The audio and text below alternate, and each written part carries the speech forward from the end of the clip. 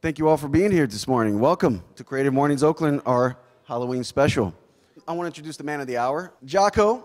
I've known him for about 2 years now. I met him when he came up with some great creative antics to get the word out about a Rookie of the Year for the Warriors, Harrison Barnes. Anybody know him? All right, we got some fans. But I won't be the only one talking about him right now. So what we did last week is we talked to some of his friends and coworkers as well. So I want to show you what they had to say here before we bring him up on stage. And he hasn't seen it yet, so this should be interesting.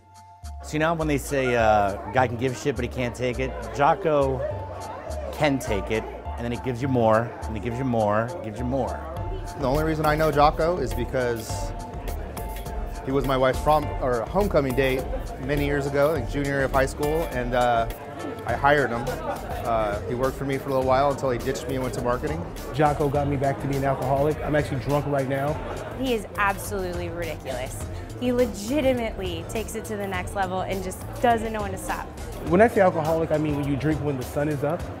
If you want to have a fun-filled day, you want to feel good about yourself, you want to laugh, you want to just enjoy life, you go to Joco. Not just any drink. I'm not talking about a wine cooler. The one word to describe Joco, I would say, was an enigma. I'm not talking about an old Duels. He's a kind dick. Magnetic, for sure. I'm talking about the hard stuff. Everclear. You will enjoy everything he does. So that's Joco in a nutshell. I thought I was gonna be nervous, and then I was like, no, I got this, and now I'm like really nervous, so I gotta just...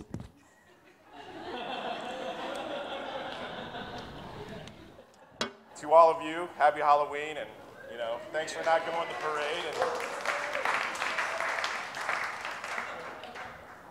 That's not a prop. Okay. I'm gonna be frank with all of you. I don't create shit. Conceptualize a lot of stuff, and our creative team at the Warriors does most of the work. Well, they do all the work.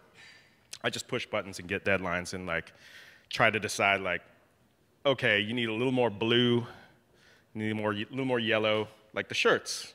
That's I put a little input. Did I design it? No, I didn't. I can't take credit. But what I did create was all the relationships that got me to this point. So if you see the shirts, that's my way of saying, if I'm not that good today, you get a shirt. So I mean, you have to like me.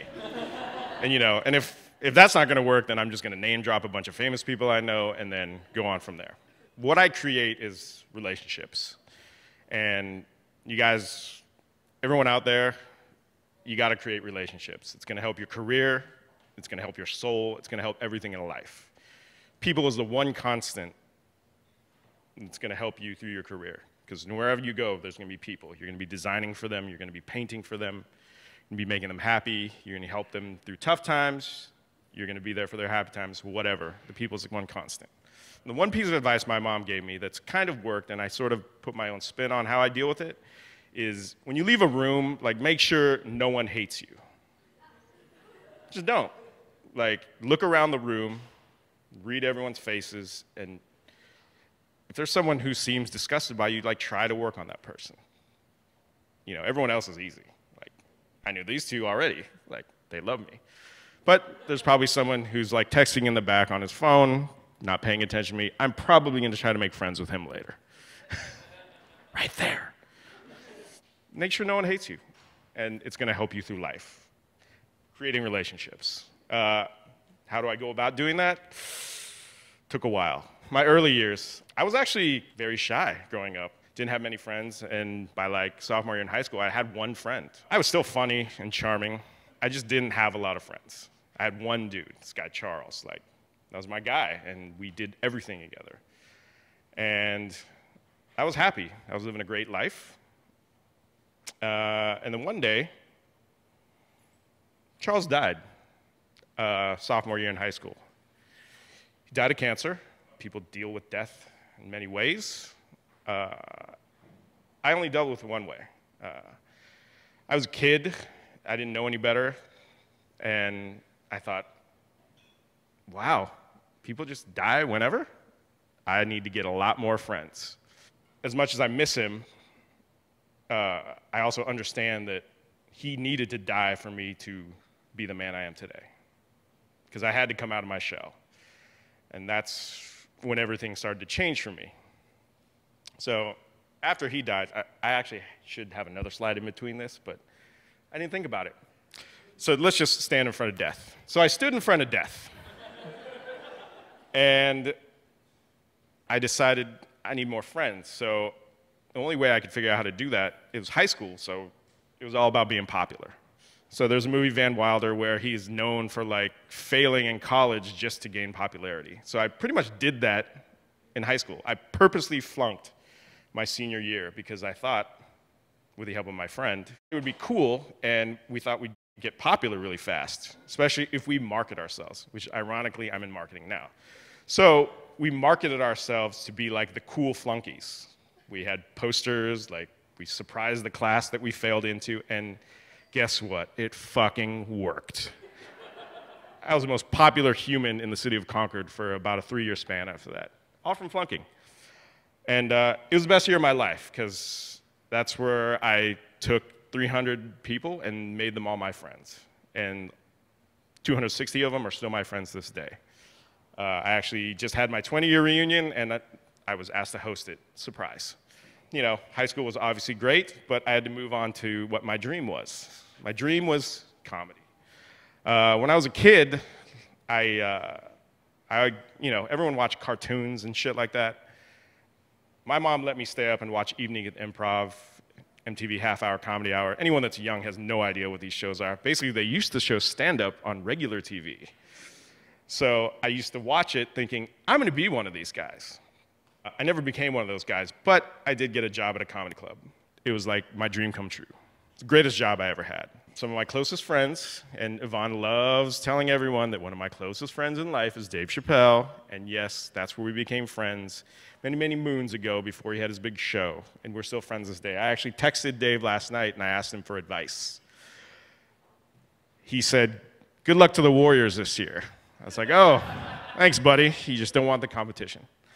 No, but Dave and I became really good friends. He actually says that I'm the funnier one of the two if I'm not on stage. So he's obviously much funnier on stage, and he has the bank account to prove it. Sadly, I'm here now. Not to say that I'm sad to be in front of you, but sadly, I lost my dream job. That's the tragedy. I wore both masks, all because of $48,000. I became manager of the Punchline when I was 20. Basically, I shouldn't have been running a club, but I was really good at it. Bill Graham Presents, who was the management company at the time, who is now Live Nation, said, oh, let's just let the 20-year-old manage the place. And I did. I did very good for myself. I will arguably say that we were the most successful during my time. It was fun. But I was 20. And when you're 20 and you get thrown into a world like that, as great as I was at managing the club, I couldn't manage my life. All those things boiled into me skimming off the top. Now, $48,000 over a 2-year period when you're making $300,000 a month at a club doesn't seem that much. But to me, it was a huge number. And it became, you know, it wasn't like I took it all at once. It was just small increments.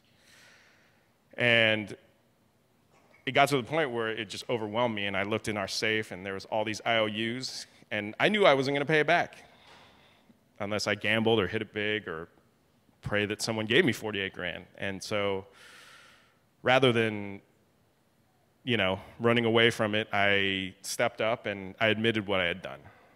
And they gave me the option to stay. You know, we'll fix your life, we'll help you, you're good at what you do, like it's just a small amount of money. And I knew I had to walk away because it wasn't going to make me any better as a person. And so I literally, at the age of like 22, I went home to my mom. And I was just lost for years. Which brings us to my first crossover. Forgot about the topic today. The whole point is that I've crossed over from many careers, and it's all because of the relationships I built. So somehow I got into working information technology at law firms. Not the sexiest, not the most creative job in the world. I really hope that none of you end up in this field. I'm sure none of you have because you're here at Creative Mornings today. Except maybe him, because he's waving. But the only reason I got the job at the law firm is because of a relationship I built with this is really awkward, my brother's ex-wife. She was working at a law firm called Bingham McCutcheon, and she said, hey, I'll get you a job. You're down on your luck. And I took it. Now, those 10 years at law firms, they were tough, because I was used to being like this, like on stage, having a great time, you know, being in the limelight, partying, and now I'm like 9-to-5 guy, and I have to look myself in the mirror and put on my collared shirt and think, oh my God, what have I done to myself? All for that. But luckily, because again, building relationships creatively, I somehow made friends with someone in IT. He thought it would be funny to challenge me to drink 2 shots of 151 to get an interview with his boss. Little did he know I worked at a bar for 5 years. Drinking 2 shots of 151 is like drinking water for me. He gave me a 30-minute window. 20 seconds later, he offered me the interview, and I got the job working IT with no IT experience whatsoever. I simply charmed my way into the job. So anyway, I got my way into information technology, and it was a good gig. It's good money, but it wasn't me. I needed to get out. So after jumping around to 2 different firms, like I got out. I literally walked away, just like I did from the punchline. And I knew I had to cross over into something else. So again, with relationships, and you saw Kevin in the video, I did go to homecoming with his wife. There's nothing weird about that. She's actually my best friend and my best friend to this day. One day, Kevin, Terlin, and I were all drinking at their house, because that's what we do. And Kevin says, you sure you don't want to work IT again? I said, I'm positive. And he goes, not even for the Warriors? I said, okay, where do I go? Where do I sign up? So I immediately took the job. There was no interview, nothing. And he had said to me, look, if you could work hard and, you know, maybe people like you around here, that we can get you a job at the end of the year, but you'll be like an intern at games and just working game nights and doing like regular IT shit. And I said, that's fine. Like, at least I get to watch a game. And so he was wrong. I didn't get that full-time job at the end of the year. It took me about 3 weeks. Charmed the pants out of everyone, and they loved me. And then I was working full-time for the Warriors 3 weeks into my supposed internship. And it was great. Like, this is like my second dream job. And, you know, it didn't matter that I was working IT. The hard part was I was older now. And now, you know, I look out here, like, this is about the age range of our staff. Well, actually, a little younger, but pretty young. And I just turned 40 this year. Clap. There's supposed to be a applause meeting. No, I'm just kidding. So, you know, I thought to myself, like, wow, I don't think I could do this. Like, there's no way I'm going to make friends with all these people because, like, I don't know their music. I don't know their style. Like, look at me. I dress like a 40-year-old slacker. And RC, who you saw in the movie, he said, like, what's your plan around here? Like, how are you gonna, you know, what are you gonna make of yourself? I'm like, never really thought about that. I said, really, the only strength I have is being social. I said, I'm just gonna have to break through like every social barrier. And he's like, what do you mean? I said, well, you know, there's what I learned at the Warriors. There's 3 levels of employees. There's the dance team, there's the staff, and then there's the players. No one has ever broken through to all 3. I said, that's what I'm going to do. I'm going to be friends with all 3. I'm going to make a friend in each of those groups, and I'm going to take over the world. And he goes, that's impossible. And I said, well, you know, that's all I got, you know. And sure enough, I did. one of my very close friends now is Harrison Barnes, as Yvonne mentioned. He was a Dave Chappelle fan, and he seeked me out because he had heard rumors that we knew each other. When Chappelle came to town, like Harrison and I got him into a show, and he loved it. It was the first comedy show he'd ever seen. From that, our friendship turned into, hey, let's do a scavenger hunt together. So we did this big social media scavenger hunt, and it was a big hit, made Bleacher Report. And then we did a bunch of other contests, and we, not on purpose, but we somehow turned his social media numbers from paltry to what it is today. I mean, it's pretty incredible that he went from 40,000 followers to now he's around like 380,000 since we've been hanging out. He likes to credit me, I like to credit him. It's a team effort, what can I say? Because of all those goofy things we did, my current boss, Kenny Lauer, who was supposed to introduce me today but decided not to show up because he wanted to go to a meeting, he called me into his office and said, hey, can I talk to you? And I said, oh, sure, what do you want to talk about? He's like, well, I'm having a problem with my printer. I'm like, okay. And then he goes, well, no, not really. I'm not really having a problem with my printer. I said, well, what do you really want to talk about? He's like, every time I walk around this office and every time I go into meetings, someone seems to mention you. I don't know why. He's like, they say you got a lot of great ideas, and, I want to know what you're all about. He's all, you mind sitting with me for like 10 minutes? I said, sure. Like, I love talking about myself. This is great. At the end of the conversation, he just said to me, like, holy shit, like, what are you doing in IT? I said, I don't know, it pays the bills. Got me to work for the Warriors. He goes, you're going to work for me.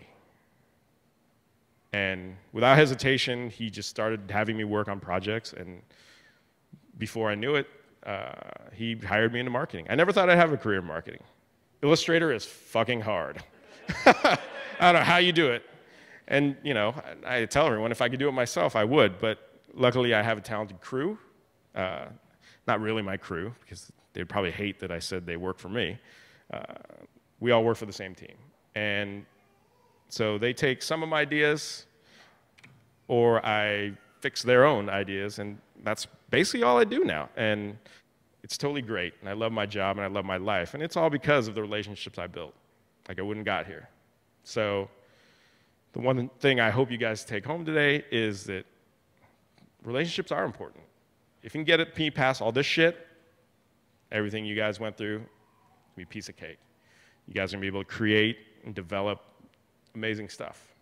So you just gotta know your audience, you gotta know people. Oh, I'm gonna give them something to go home with. There's an old poker adage that a great player used to say about reading hands.